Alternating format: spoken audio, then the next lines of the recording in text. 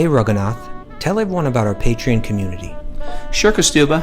The Wisdom of the Sages Patreon community is an incredible online yoga resource. If you like the type of yoga wisdom and culture we share on the show, then our Patreon community is a great next step.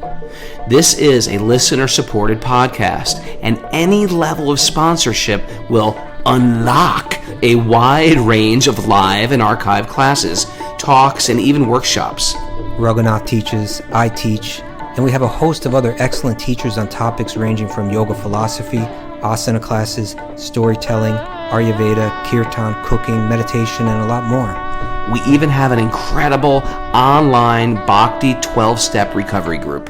So if you want to check it out, go to patreon.com/wisdom of the sages. All right, let's get it on. Om Namo Bhagavate Vasudevaya. Om Namo Bhagavate Vasudevaya. Om Namo Bhagavate Vasudevaya.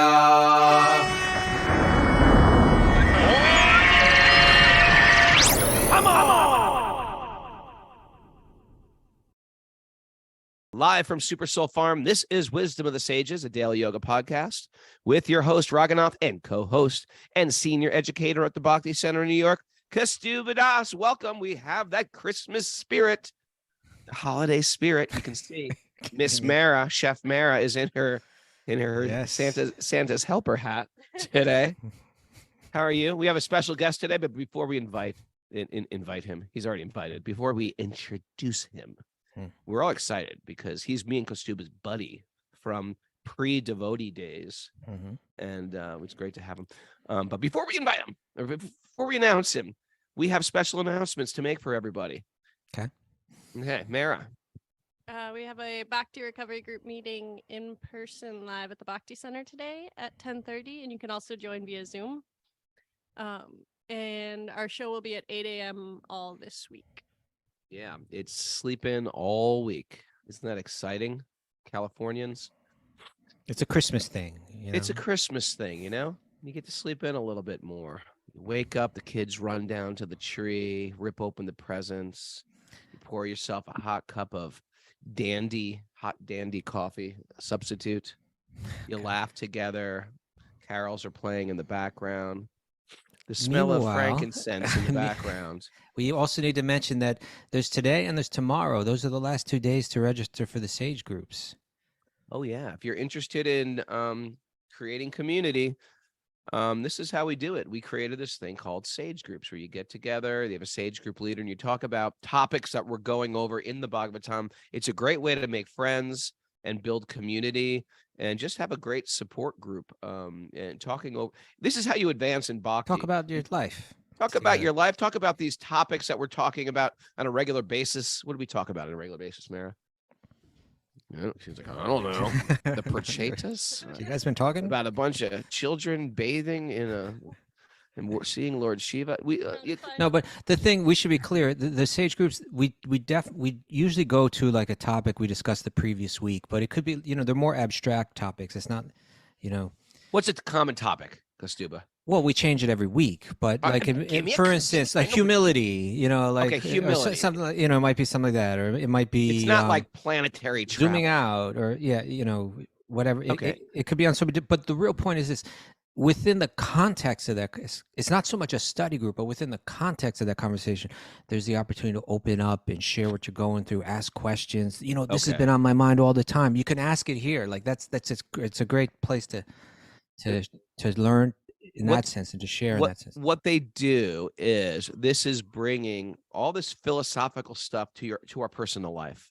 Okay, I've read this deep philosophical thought with this fantastic story. How do I apply it to what I'm going through? Yeah, because I have a unique life with unique experiences, and how can this be relevant? And let me share what I'm going through right now. It's a very, very good thing going on. So you got today and tomorrow to register. That's it. Yeah. And guess what? I think our whole India thing is sold out. Great.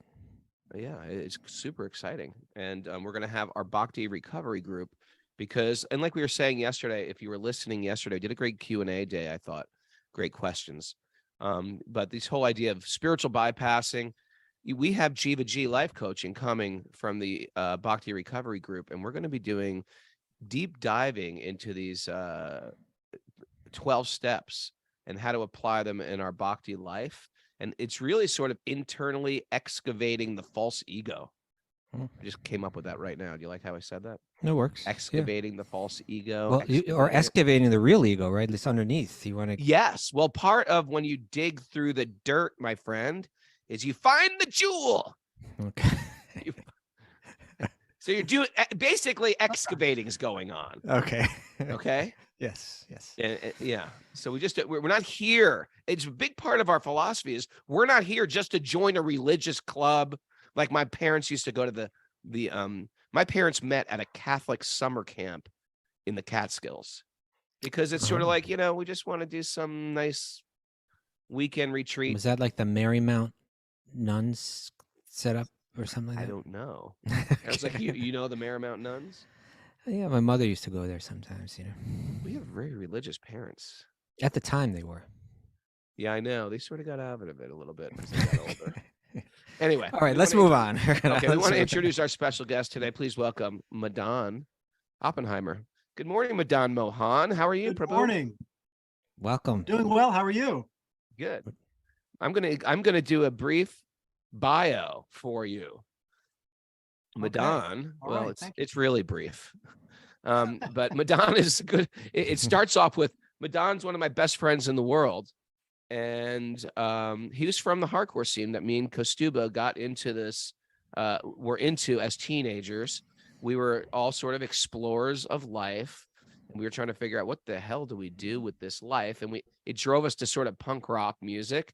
But then we got touched by the mercy of great souls in the hardcore scene, and it affected us in a deep way, and we started to question our spiritual existence. And I met Madan. Actually, I met him before we were devotees. We weren't really good friends, but I knew of him. We met each other at a Cro-Mag show. Do you remember that? I do. Yes. I do remember that. And it was a funny story. I'll tell you in a second. And then we ended up by coincidence sort of moving into the ashram on the same day, along with his younger sister. That must have been great. You must have been like, oh, great, you're moving in right when I am. I know, but the thing is, I thought he was crazy. He's not crazy. It's not crazy. I thought he was crazy. Well, because that. So you're like, oh no, that guy's moving in on the same day. But Madan, what I love about Madan is he's an artist. He's a poet. Yes. He's a lover of plants, and he really ignited in me a love of nature and plants. And he's got a plant. I see that in this plant right I see now. that plant behind you, right? A couple. He's a plant whisperer, and he's a sort of a landscape architect, and he's a tiny home liver, and he lives a very simple Amish-ish life in upstate New York, about an hour south of me. Not Amish-ish, but a very simple down to earth life. And he's a great pontificator. And we just I don't think that's the word you're looking for. Right? He's not a pontificator. Pontificate, like indicates like a kind of talking down to someone. No, it doesn't. Look it up. Google that, Mara.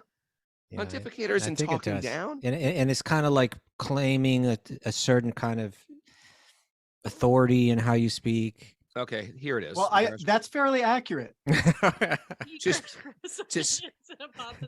Oh, okay. I'm wrong. I'm wrong. You're not a pontificator. No, to actually, speak or actually express opinions in a pompous or dogmatic way. That was the biggest insult I could have said. Yeah, and he's a great lover of plants, and he's really condescending. It's true.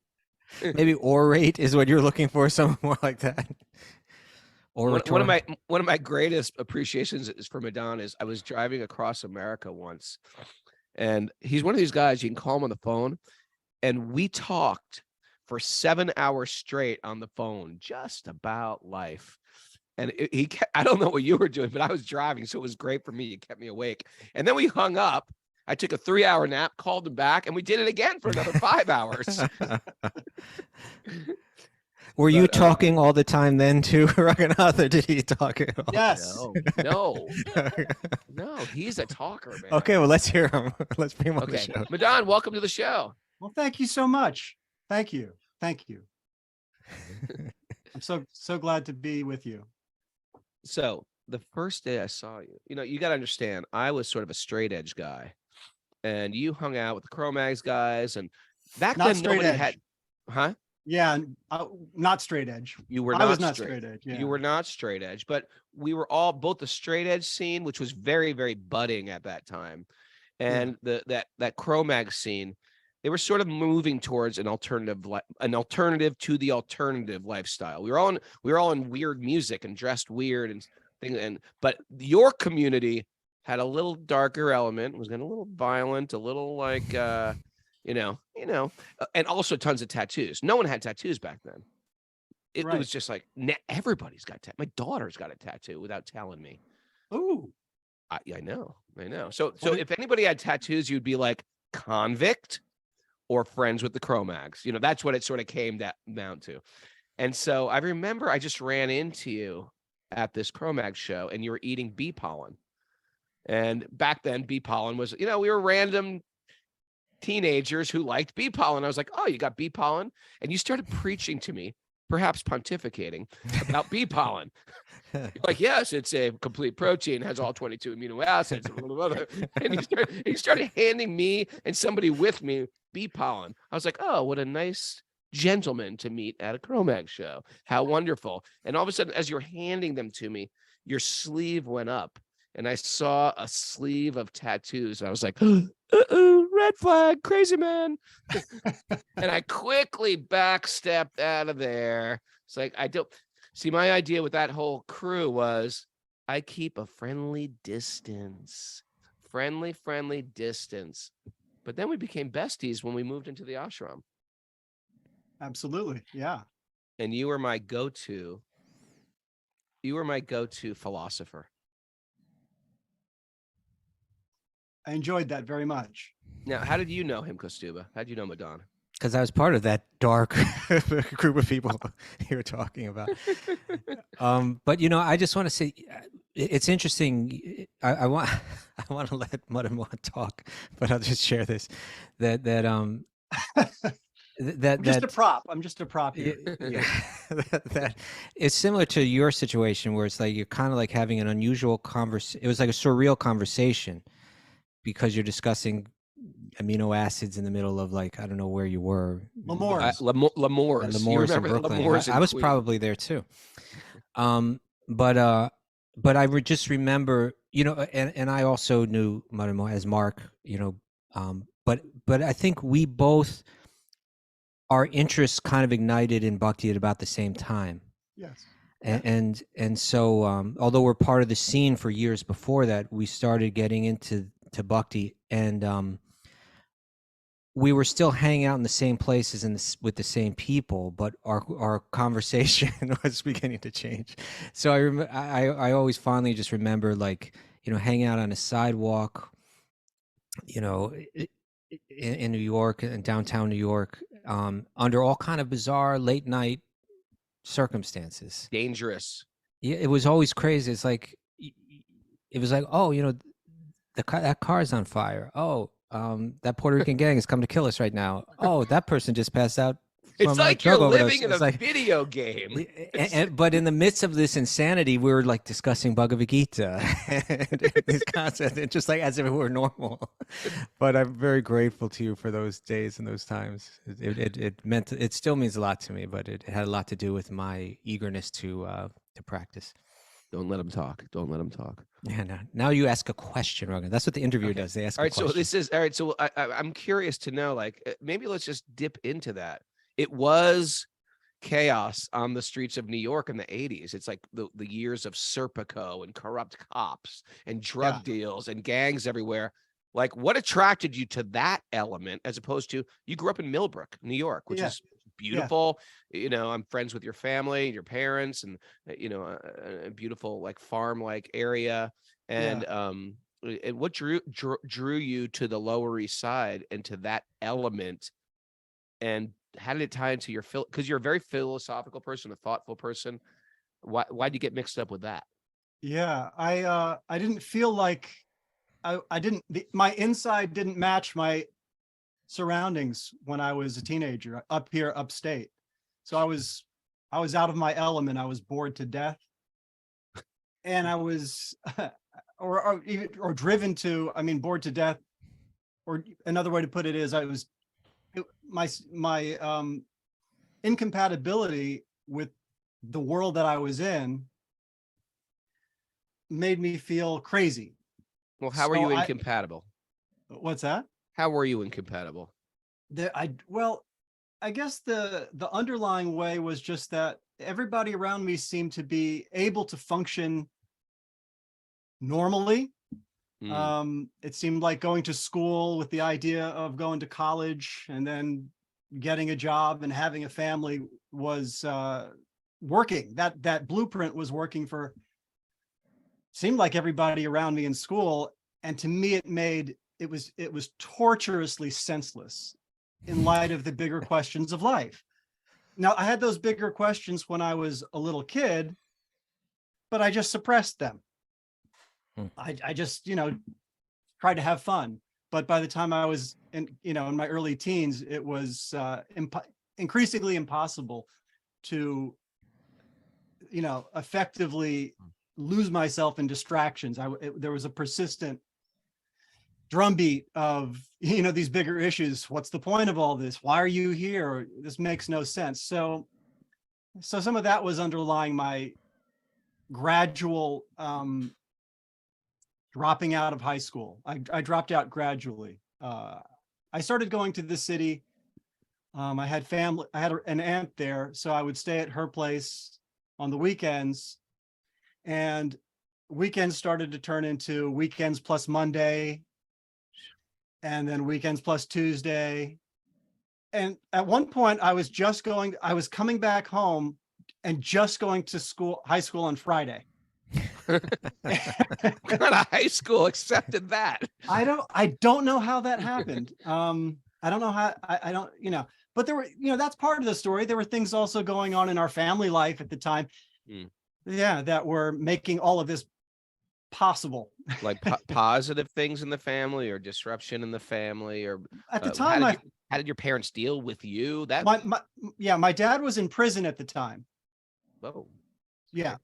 So that was part of what made it possible for me to not go to school and to go to the city. If he was home, that probably wouldn't have happened. I probably would have been, kept home by his, his energy. But my mom was, she brought me to the train, she gave me the ride to the train. She picked me up when I came back home. She was not disciplinarian. When you were searching for some alternative life, did it start spiritual? Like, were you thinking spiritual early on, or did that come later? That came later. So yeah, the spiritual shift happened right around the time I got arrested. Arrested. So, yeah. So there's a couple elephants in the room right now. A big elephant and a small elephant.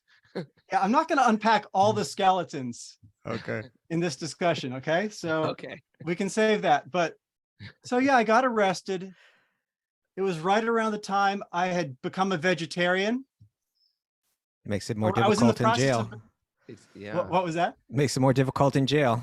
Yeah. Well, fortunately, we were only locked up for 2 nights. So I was with a friend who and we were ex-roommate of mine, perhaps. Name names. Perhaps. I'm not sure about that actually. I just don't know. Okay. But yeah, we were heading upstate actually. We were gonna, party in the woods for the weekend, and we got arrested on the train going upstate because my friend sold a joint to somebody. Okay. Now it's legal. Yeah. But I had mescaline in my possession at the time. So purple microdot. Yeah, purple 13 purple little things. So, we're 17. I had just become vegetarian around that time, or I was trying to become vegetarian because I was trying to I was trying to reverse the effects that I started to notice on my brain and body from the way I was living. Right. I had lost the ability to articulate my thoughts. Like, I just couldn't translate the thoughts that came to my mind into words. So it was like something was blocking that. And I realized that it was continuous. I realized that it wasn't going away. It wasn't just that I didn't get sleep on it was becoming evident to me that something had happened. So I just thought things like being a vegetarian that just felt like something that could be good. So my reason, it was physical, but shortly into being a vegetarian, there was just an energetic shift, and just a sort of a quieting. And I really noticed it within a relatively short amount of time, maybe within 3 weeks. I noticed just a sense of increasing quiet, not because I couldn't speak, but not that kind of quiet, but internally there was just a sort of a settling of emotional turmoil. And with that came a reemergence of those suppressed, bigger spiritual questions from when I was little, when I was younger. And so I had to go back to school. I had to move back home. That was the order of the judge. So I'm no longer in the city. I went back to school. I'm a vegetarian now, and I have this this awareness of my interest in these bigger questions. And I'm 17. So that's where the spirit. So that's the sort of long answer to the question. This initially, my adventures in the city were not deliberately a search for spiritual answers. They were just a response to. It turned out to. I was just desperate and needed to change my situation somehow. And living 90 miles north of New York City, New York City became the realm of possibility. Right. That was what was. Yeah. I was going to say, Kaustubha, did that happen to you when you went vegetarian? Did it shift things in you? It did to me. Well, I can't say that I recall anything like that. But as I'm listening to Madan Mohan, I'm realizing just how sensitive a person he is. He's sensitive. Yeah, it's very sensitive. Yeah. And for me, getting into Bhakti, it was more about answers to questions that really just clicked together. And I think that came eventually. And I know that that's part of your thing too, but even just like, I don't know, I just kind of feel there was a sensitivity in you that is unique to this day. It's a blessing and a curse, Yeah. Of course. I think I feel like when I went vegetarian, without really realizing it, it just sort of like what you said, seemed like a good thing to just shift my diet. That will be a beginning to some type of change. But I didn't really think about it until a year later when I was vegetarian. I think I shared the story before. I was a vegetarian for about a year, except I ate fish because I liked fishing. I felt fishing was a good thing. It's a natural thing. It's an ancient thing. They talk about it in the Bible. It's, it's sort of like you're in nature. You're wading in a creek. So for me, it brought up these Boy Scouty connection with nature type of things. So I became vegetarian except for fish. Maybe that's called a pescatarian. But then I decided after a year of punk rock touring, you know what? I want to go fishing. I'm sick of these punk rock clubs. I'm sick of, the backstages and the smell of beer and cigarettes. I want to go back to nature. And I went to my mom's house and I went fishing and I caught a fish. Now, first of all, I couldn't even put the fish on the worm on the hook anymore. And I was like, why can't I do this? And to see the worm wiggle and swiggle, I was like, oh my God, what am I doing? What monstrous act am I about to do? And then I had to really turn off my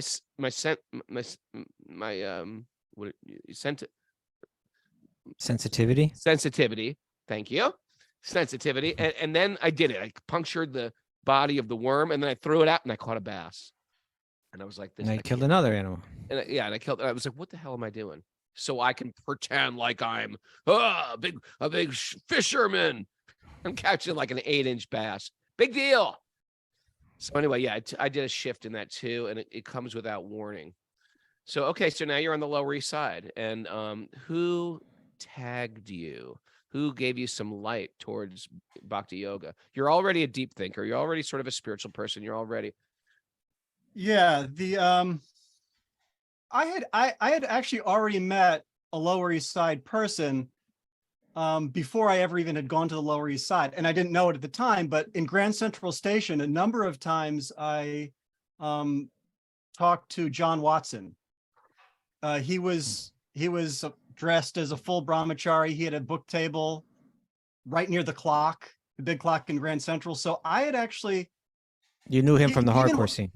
I didn't, this was before, I had talked to him before I even knew about hardcore at all. No kidding. So these are an earlier, early stage trips into the city. And I didn't identify at that point. At that point, I think I probably, I'd heard, I was already into music that, I now know that some of the bands I was into had some connection with punk, like Joan Jett or the Plasmatics, whatever I could, I was always interested in. It just turns out I was attracted to albums in our upstate Poughkeepsie, record store that they just looked a certain way, but I didn't think of it as punk. I just thought that's an interesting album cover. I think at that point I might have had the Sex Pistols album, but I didn't identify with that. But so my point is that it's kind of surprising when I look back how willing I was to talk to Hare Krishnas, to check them out when I saw them in the city. And anyway, John Watson, I distinctly remember, and he, I thought to me, it was a cult, and they're trying to brainwash you, but I still took the books and I kept the books. Interesting cult. It's an interesting cult. It is a cult, I guess. Yeah, I Cult figured, culture. the book is not, I didn't throw the book away. Right. To me, it was like a memento of the, my trip to the city. So I had those books. But back to the question though. So I guess, John Watson is the first Lower East Side hardcore scene person connected to Krishna that I met, but I didn't really know that at the time. So it would have been, but the main person was John Joseph. He at some point he appeared at the first time I saw him was in the morning in the summer at the corner of St. Mark's and Avenue A. And he kind of caught my attention. I'd been around a little bit by that point and I'd never seen him. So something brought him back. And he was very communicative and expressive. And so, I took in stuff that he said. I didn't act on it at all right away, but but he was the first person, really the conversations that attracted me, the conversations on Krishna conscious philosophy that first drew me were between John and Harley in the squat while we were smoking pot. Well, why don't you talk about what a squat is for people like Mara, who may not know what a squat is, living and growing up in Ghent? It's in this case, it was a burned out building on 9th Street. Yeah, 9th between C and D. Which normal people didn't go to. No, it was accepted as this part of the neighborhood is broken. It doesn't work anymore. Just walk past. Don't even go there. That's fenced off. No, it looked like Ukraine looks right now. Yeah, it looked like it had been bombed. Yeah, and I'm not exaggerating. It looked like a war zone. And it was strange. I felt at home there in some kind of way. I mean, not by my present definition of home, now that I've had a home that, in my adult life, but at the time there was something about it that I felt I should be there. I mean, I felt good. I felt that was right for the time. So yeah, it had basically no windows, no electricity, no plumbing. the room that I stayed in, you'd call it a room, the remnants of, what was once a room that I stayed in. To get to it, I think it was I can't remember if it was on the second or third floor, but there was a section of the stairs where there were 3 stairs in a row completely missing. And there's no lights. So I actually have a sort of prose poem that, includes this little piece of information about it. But if you missed, you would go missing. You would drop to your death. 3 stairs in a row missing. So you have to, like, 2 or 3 stairs, you have to step over it to take keep a going up the Hanuman stairs. jump up. Yeah. Okay, so in that squat, so Yeah. which is sort of like a clubhouse where you guys are living. Yeah, it's You're like having- skinhead headquarters. Yeah. Yeah, and you're having these deep conversations. They were. John and Harley were. These And I guys was were, just- but for those who don't know, John and Harley were incredibly charismatic when we were young teenagers, and they Oh, yeah. really basically, we had Harley on the show once. They basically tagged a lot of us in Bhakti. Like, we first heard about Bhakti, this esoteric of ancient Indian culture, from these guys who heard it from, we don't know. Yeah. Well, Just like yeah. been trickling down, but ending up somehow here in the sort of like the gutters of the Lower East Side in burnout buildings. It Quite actually made amazing. and it made it accessible to me at the time because, like, again, when I met John Watson, he was dressed, he had a shaved head, he was dressed as a brahmachari. That was interesting to me, but there was only so far I would have been able to go in building any kind of comfort and trust. I would because of the religious the externals would have, that just signaled to me that was just too strong of a signal. But yeah, to me, this was very accessible. These guys, my friends who were, living in a way that I could relate to at the time, but still exercising their mind, spirit, with higher thinking, with meaningful thought. Prabhu, before time takes away, because I love talking to you, and we talk for hours on the phone. And but let's get a poem in, especially one of your classics. I feel like, do you got some of your classics here? Yeah, I think I got I think of this one as a favorite. Okay, the volume is good. I'm not you're that good. All right, You're really good. Okay, so this one is called "Welcome Aboard." Okay.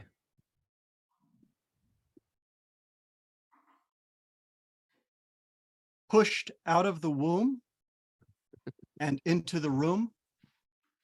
Welcome to where we all die. These are hard times. The world is at war, blind to the eye in the sky. While you are here, be sure to make time to give it all a deep think. Here at sea in the dark, in the land of the shark, sail smart, don't fall in the drink. And don't get marooned on the isles of mood black, swept in by the foamy white tide. Head hard for the homeland, ride winds of wisdom, illusions birth best given wide. And if there be pirates or crew that betray you, to your soul's course stay true. The voice in your heart is the ultimate compass, here where you're just passing through. Nice. Very nice. Love it. Very nice. So good. We've always had I've always had you in my life. I haven't spoken to you or hung out with you in a very long time, since the Bhakti immersions we used to do in upstate New York. And I miss you. I feel like I've fallen asleep and we woke up COVID and thing. we're like Rip Van Winkle. Yeah. Your Yeah, beard's a gray- little grayer. I'm a Gray little beard and all, balder. I've got a total white beard. Kaustubha's old. Merrick showed up. Mara showed up out of nowhere, just wandering around Ghent, lost. Glasses. We've got glasses. We've all got glasses. We need glasses. That was beautiful. While I've got you here, Yeah. can you please do another one? Yeah. Do another one. All right.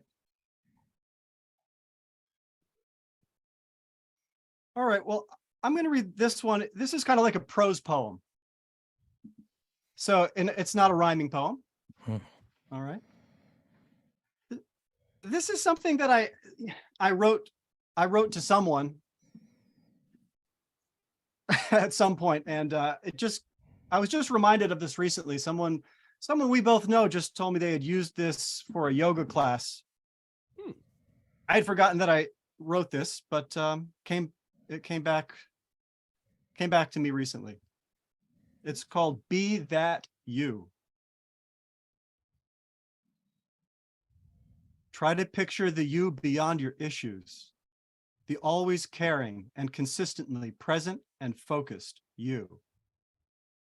Really try to see that you in your mind.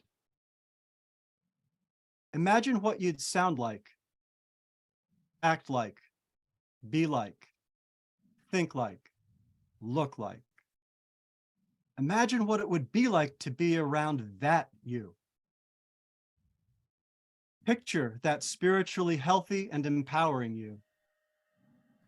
Picture that reasonable and sober, discerning and communicative, compassionate and just you. Picture that reliable you, that understanding and forgiving you, that you that has moved on from the past, wiser. Imagine how you'd feel about yourself. Got the picture? Okay, now hold on to that and never, ever let go. If you do let it go, get back to it as soon as you realize that you've let it go. Make any adjustments in life that you can in order to remember and be that you. Be that you. That's Be That You. I'll read another that's more of a poem. Hey, before you get into your next one, Yeah. Daniel Brigham, who is from down under but lives in New York, she has a question. Was there any single thing you learned in that squat that really clicked in terms of philosophy? There's probably a lot, but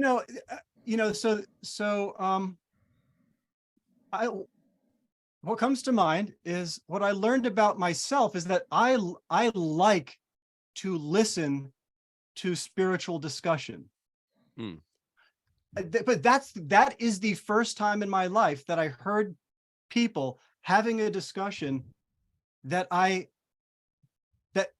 when listening to it, I was completely satisfied.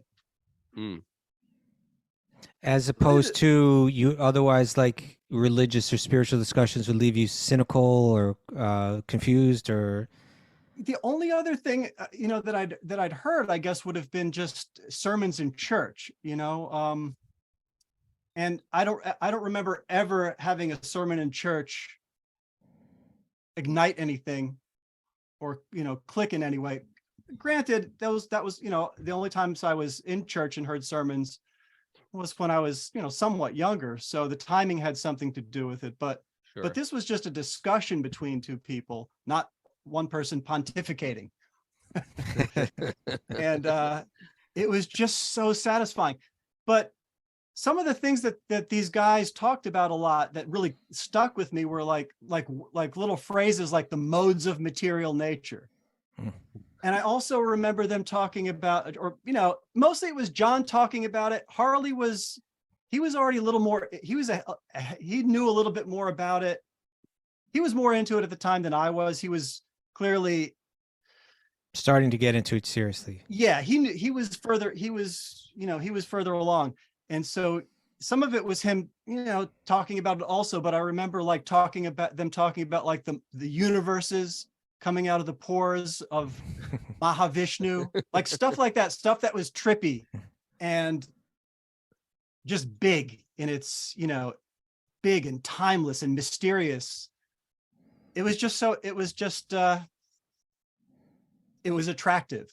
And it's not even so much that it wasn't a thing like where it made me, it's not like I felt like I believe in that. It was just that that's cool. I like that. I've never thought about It it was like intriguing. Yeah. Yeah. It was intriguing and it satisfied. I felt like that's me. That matches something about me. Hmm. Sure. I felt like, so because my whole thing up to that point was always feeling like there's like I'm an alien in this world. That's what I used to say. Like I guess we felt are. like, I felt like an alien, like I just don't get it. I don't belong here. It's driving me crazy. And this felt like somehow or another familiar. It's a beautiful thing to feel like an alien because it can perpetuate you to your spiritual life. It's almost scary to feel like now I fit in. I fit in crazy. I fit into crazy land.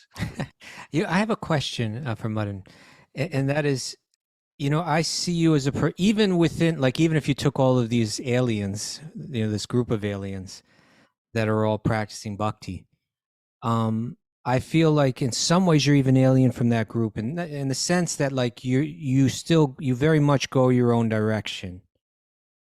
Yeah. And usually it's in a quiet place and it's somewhat secluded.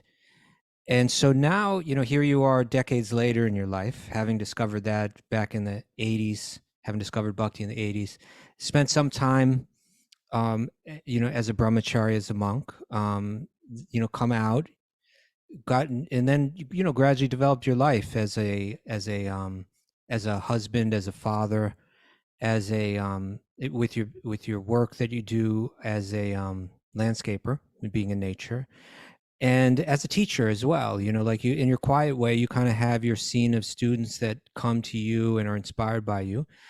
But it's kind of quiet. It's kind of somewhat secluded how you do your practice, and maybe, I don't know if unorthodox is the word that I'm looking for, but it's just kind of like not.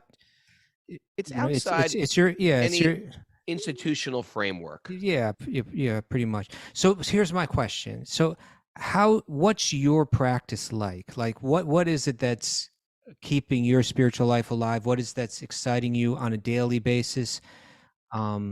Practices or thoughts that are in you right now, that are alive in you right now?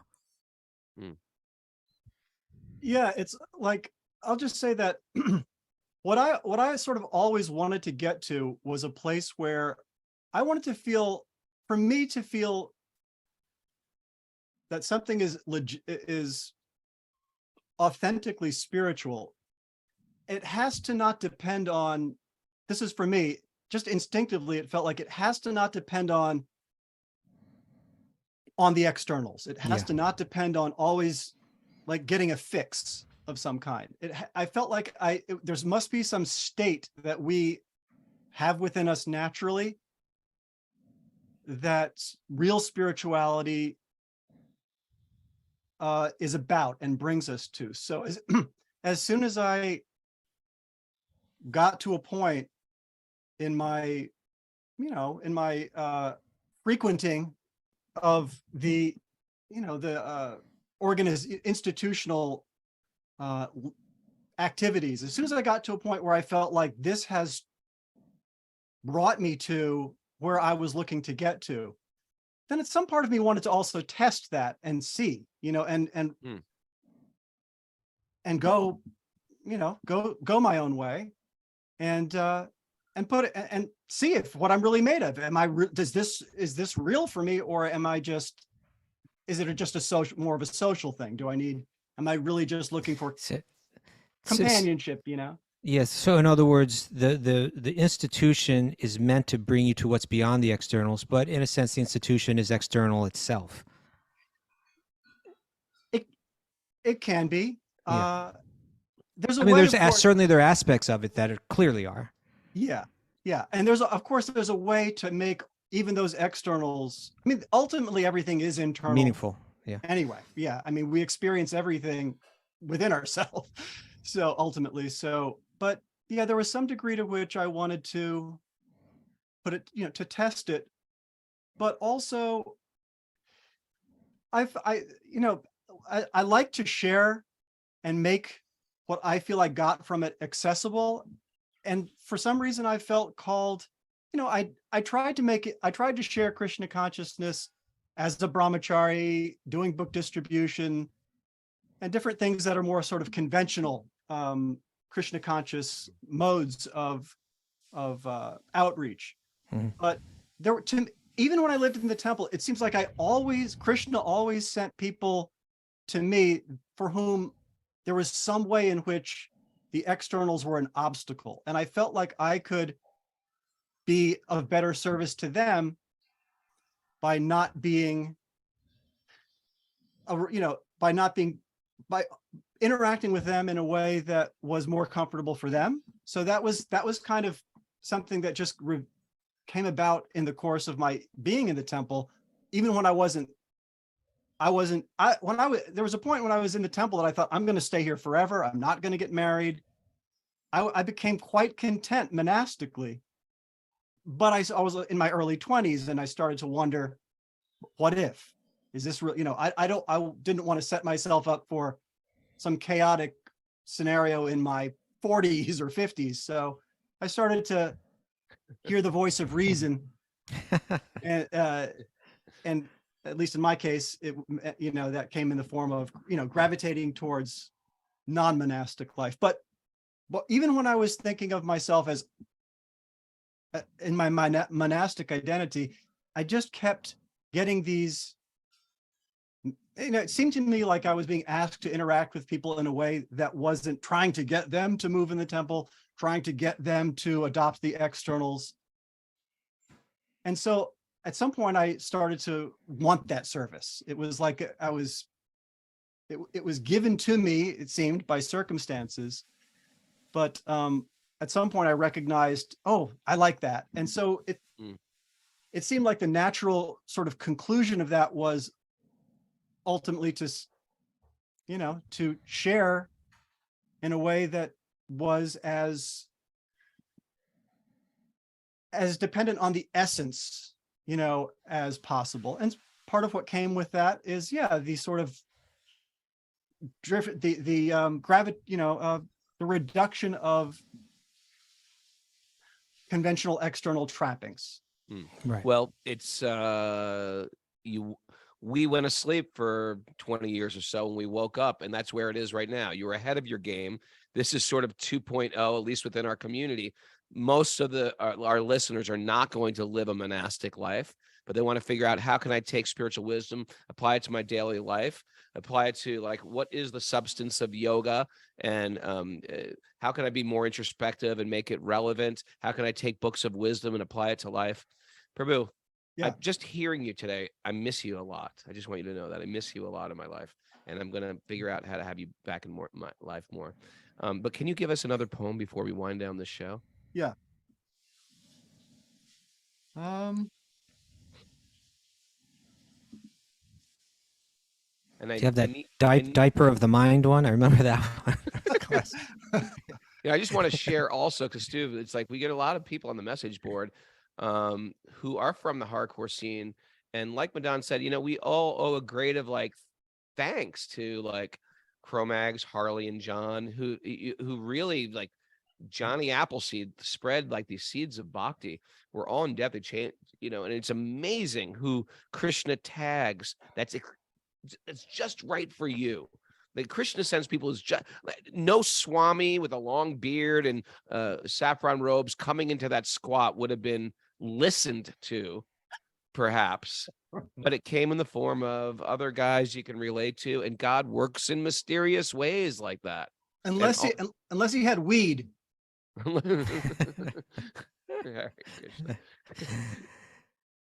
People are asking if you have any published works that they can access. Time for a published work, my friend. Yeah, I'm still working on that. There have been some poems that people have. I don't have I did do a zine kind of poems, but please contact me, and I share poems by email. Yeah, I love doing that. Innergarden at AOL.com is how to reach Madan. Innergarden at AOL.com. Yeah, and Put to that on the answer show notes. and to answer your question, Kaustubha, Mhm. yeah, in terms of like what my practice consists of, really, this discussion, sharing, communicating by email. I was slow to come to the email game, but it's been that I've ended up really, using email a lot to stay in touch and It communicate. has progressed. Just in case you don't know, the technology has progressed way beyond email at this point. I know, and that's my next. Okay. Yeah, I know. Thank you. Yeah. God is speaking. We through see you. you've got like a vintage AOL account too. I didn't even know they still had those. I'm the only person You're the left. last guy. Yep. You're the last guy on AOL. They're holding it open just for you. Okay. All right. We want a poem. We want a poem. Okay, this is called Final Exam. Okay, Oh. good. I didn't go to college. Didn't want that kind of knowledge. Wisdom is all I wanted to obtain. They further your confusion. Can you spell illusion? They teach you how to lose and call it gain. 2 + 2 is 4. What good is knowing more? Can't you read the writing on the wall? All that's gained is lost. What will your schooling cost? They teach you how to run, but you must fall. Now in your field you may be best, but that won't help you pass the test. The end will come and you'll be on your own. Come graduation day, you'll be on your way, thrown out by force into the great unknown. And what you know won't help you then, unless you know how to transcend. Your credentials won't mean squat when you are dead. So learn the inner art. All you need is in your heart. Don't get too caught up inside your head. Ooh, Bravo. bravo, that was good. Of course, We have time for the of course, diaper we of the have mind a lot one. of professors on the show, like Professor Snooky, all these people that did go to school. Yeah. But they've just added spirit to their Yeah, of course. erudition. Yeah. Well, our son is in college now, and I'm You approve? a proud dad. You didn't talk him out of it. Here, son, before you go, I just want you to read this poem. Oh, yeah. Save myself tuition right there. Yeah, Want one I'm more, calling Kaustubha? for Is that one what you're more asking? for the diaper of the mind one. Do you know the one I'm talking about? Yeah, I do know. I think I know it by heart. I don't have it. I didn't prepare that one. I have Okay. chanting in my room. Oh, I like Okay. that one. That's old school. This is one of his originals. Okay, whatever. One more of these. And yeah, I'll see if I can remember diaper. The diaper on the mind one is called Sharing the Load. That's okay. The diaper, I'll do as much of that one as I can. It was short Yeah, at least anyway. some highlights. I At want least some I want highlights. chanting in my room. I want Okay, I'll chanting. follow Well, we'll with do chant. diaper of the mind first, and then everybody can be happy Okay, today. we are at 9:03. It's Christmas time. Kaustubha. It's a All right. Christmas extravaganza. The diaper on your mind needs changing. It seems as though it's full. The sewage spews from your mouth, each word a well-formed stool. I listen to you as you speak. I hear your flowing words. Then suddenly I find myself adrift in a sea of turds. I think that's as much as I remember That's right it. now. Okay, that's pretty good. I remember Good there was morning, more. everybody. So chanting in my room. Transcendental incantation. Now I'm always on vacation. On prescription meditation, marching to a different tune. Hmm. Tuned into another station. Heard the voice of liberation. Audible illumination. Night turned into noon. Took my sonic medication. Gave Maya my resignation. With great concentration. chanting in my room. Love that. Love that. Nice. That's it. Hit the song button. Thanks everybody for joining us. Thanks for Madan Mohan, oldest friend, dear friend, and Thank you. we're going to bring you on for regular poems, sir. Do you know that? Okay, great. Okay. And I want to thank everybody on Facebook for listening to us. Facebook people, hey, we do this every day. Not Q&A every day, not interviews every day, but we do study of the Srimad Bhagavatam, the way to connect the jiva with the divine. Ancient literature made practical, relevant, and sort of tying the thread between all these spiritual practices. That's what I love about it. It is the great thread bringing all these pearls of wisdom together. Thanks, everybody, for joining us on Zoom. If you want to join us on Zoom, email Mara, wisdomofthesages108@gmail.com. I'm looking forward to seeing everyone at our Christmas extravaganza. We'll give you more information about that later. Madan, why don't you come to that? We can hang out. That would be great. Friday night. Maybe we could pick them up on Okay. the way down. All right. We'll figure it out. All right, we'll figure it out. Zoomers, I didn't say hi to today. You know, if you do join Zoom, get off the mouse. If you do join Zoom, I say hello to everybody in the morning. So now I'm looking around. Hannah Brinkhouse is here. Sammy Long. Okay.